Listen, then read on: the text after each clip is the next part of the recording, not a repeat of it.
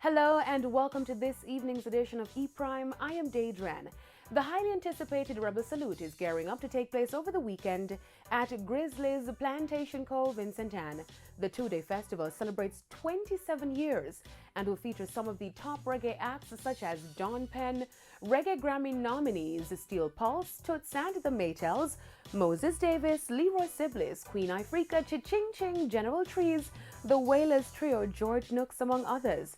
The event will also feature Ugandan politician Bobby Wine, who is happy to return to the stage for the second consecutive year. Now, Bobby Wine joins us in studio to tell patrons what to expect. And I'm back again in Jamaica for the second consecutive time for the Rebel Salute 2020, and I'm looking forward for every niceness of the show.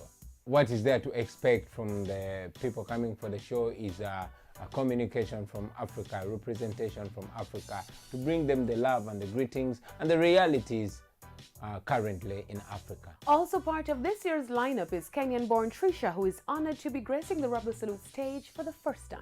Well, it's a real big honor for me to be here in Jamaica, to be at Rebel Salute, because this is my first time, and I'm representing for Nairobi, Kenya, for the whole, also for Africa as well, and it's an honor for me and for my nation as well, so I'm really, really grateful to be here. Trisha plans on making her mark, giving patrons a powerful set of her tracks. Some of the songs that will be featured on my set are two songs for my album, Listen, that was released in 2015-16, and a new song called Balance Me Out that was released by a Kenyan producer. What you can expect, some fire, some vibes, some energy, some positive music, and people can expect a lot of energy and, just some Kenyan reggae vibes.